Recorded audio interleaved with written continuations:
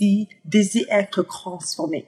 Depuis que tu as donné ta vie au Seigneur Jésus, le plus grand désir, ou bien l'un des plus grands désirs que tu as, à part d'aller au paradis et de découvrir ton appel, c'est d'être transformé. Alors, le message aujourd'hui, c'est « Sois transformé par Dieu ». Comment c'est possible d'être transformé par Dieu? Comment est-ce que cela est possible? On va faire notre lecture biblique, on va manger la parole de Dieu ensemble dans le but de comprendre comment est-ce qu'on peut faire pour pouvoir transformer notre vie ou bien se laisser être transformé par Dieu.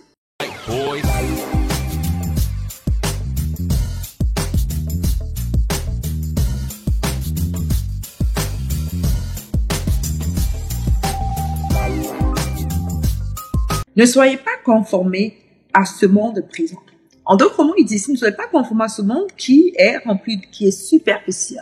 Ne te conforme pas à leurs valeurs et à leurs coutumes. Ne vous conformez pas à ce monde présent. Ici, il parle des valeurs et des coutumes. Ça veut dire les valeurs du monde. Par exemple, vivre dans le concubinage est une valeur. Il y a le concubinage légal. C'est une valeur du monde. Dieu te dit, ne te conforme pas à ce genre de valeurs. Right? Le coutume, la manière de faire. Tu vas voir des jeunes filles s'habiller de manière assez déplaisante. C'est la coutume maintenant. C'est une sorte de mode. Dieu dit, ne te conforme pas à ce genre de choses. Donc, comment ne fais pas comme eux? Ne fais pas comme les gens du monde. Mais, il continue ici en disant ceci. Ne vous laissez pas modeler par le monde actuel, mais soyez ou bien laissez-vous transformer par le renouvellement de votre pensée. Souligne le mot laissez-vous. Si tu m'écoutes présentement, peut-être toi-même tu as désiré changer. D'ailleurs, même le chiffre 1, c'est que tu as désiré te transformer. Et très souvent, moi aussi, j'ai désiré me transformer. Et j'ai même fait des efforts pour être transformé, surtout des efforts physiques, des efforts intentionnels. Ce n'est pas mauvais en soi, c'est bien. Mais une chose que j'avais négligée, c'est le ne vous laissez pas modeler par le monde actuel, mais laissez-vous. Laisse-toi être transformé par le renouvellement de ton intelligence. Pourquoi? Parce que la transformation que tu recherches n'est pas seulement connectée à tes décisions, mais c'est connecté à quelqu'un. Alors il dit, laissez-vous. Laisse-toi faire.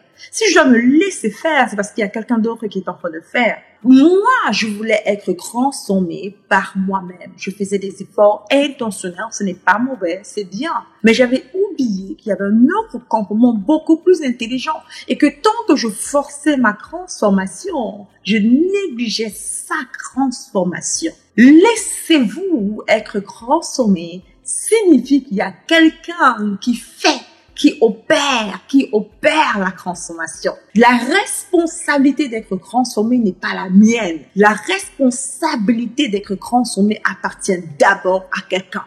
Il y a un maître derrière la chose. Il y a quelqu'un d'autre qui opère la transformation au travers de moi et je dois me laisser faire, écrire laisser faire. Moi, je trouve qu'on a deux types de chrétiens. Les chrétiens super tendus qui empêchent le Saint-Esprit d'opérer la transformation en elle. Les chrétiens qui veulent dire au Saint-Esprit quoi toucher, comment toucher, par où toucher, ne pas faire ceci, ne pas faire cela. Des chrétiens qui veulent prendre au concours, qui portent une douleur sur les épaules, la douleur de la vie, la douleur de la non-consommation, la douleur de la difficulté, la douleur des blocages, la douleur du manque de pardon, plein de douleurs, mais ils veulent pas laisser le Saint-Esprit opérer. Un, parce qu'ils se disent qu'ils peuvent porter la douleur et c'est pas si grave comme douleur.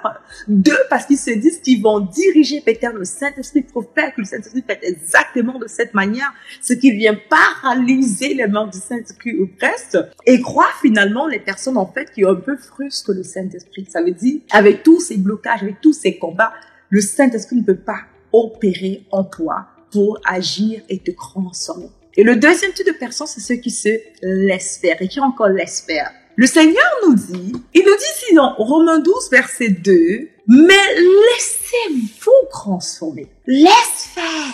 Laisse-toi être transformé par le Saint-Esprit. Je me suis rendu compte que la raison pour laquelle j'étais envieuse des autres chrétiens qui avaient l'impression de vivre une vie de gloire avec le Saint-Esprit, c'est parce que je ne me laissais pas faire. En fait, je voulais calculer le rythme de ma transformation, le comment de ma transformation, le quoi de ma transformation, par où commencer ma transformation. Et je ne me laissais pas transformé par le glorieux Saint-Esprit. Laisse faire. Tu veux être transformé. Tu veux avoir une vie qui quitte de où tu es à où tu désires aller ou d'ailleurs où Dieu veut que tu sois. Il faut absolument que tu apprennes à laisser le Saint-Esprit opérer. Tu sais, pendant longtemps, je lisais ce verset de Romains 12, verset 2. Je me concentrais sur transformer par le relevé de mon intelligence. Je négligeais au Seigneur et dit, laissez-vous, laisse-toi être transformé. Mais non, quelqu'un m'avait dit, mais avec des bras, de quelle manière? Les gens ont entendu, m'ont dit, comment je vais vous laisser? Ta transformation, c'est ta collaboration et non ton travail. Ta transformation, c'est principalement le travail du Saint-Esprit avec ta collaboration. Je te prie d'écrire cette révélation. Présentement, le Saint-Esprit, il opère dans ta vie des choses que tu n'as aucune idée d'ailleurs. Tu as certains problèmes, tu n'es même pas au courant et tu crois que tu as des problèmes et tu crois que le Seigneur n'agit pas, tu pleures, tu murmures, tu te plains. Tu ne sais pas en fait que le Saint-Esprit est en train de opérer. En fait, tu es tellement prise par tes problèmes et en train de prier que tu te sens que tu n'as même pas de force. Tu ne sais même plus quoi faire. Tu es fatigué, tu as plus de force, tu as même plus le goût. Et pendant que tu agis comme ça, tu laisses faire un peu en fait, le Saint-Esprit opère la transformation en toi pendant que tu laisses faire. Alors après quelque temps, tu te rends compte que tu as changé. Tu te rends compte que tu es beaucoup moins hautain, que tu critiques beaucoup moins ton prochain, que tu as perdu. Toi qui voulais avoir l'argent, je veux l'argent, j'ai besoin d'argent. À un moment donné, tu passes par des périodes financières tellement difficiles que tu apprends à ne plus aimer l'argent comme tu aimais l'argent. Tu arrêtes d'aimer l'argent. Tu veux maintenant juste avoir ce qu'il te faut. Maintenant, tu apprends à vivre avec peu et tu es reconnaissant. Et tu apprends à vivre avec beaucoup et tu es reconnaissant. Au travers de ces épreuves difficiles-là, ton cœur pour l'argent a changé. Alors aujourd'hui, tu as maintenant beaucoup d'argent, mais ça ne te rend plus heureuse ni fâchée d'avoir peu ou d'avoir beaucoup. Tu es juste stable. Alors, le vent, la tempête, tu ne le savais pas. C'était le Saint-Esprit quand tu as laissé faire. C'était le Saint-Esprit qui travaillait en toi pour changer ton cœur de l'amour de l'argent à l'amour de Dieu.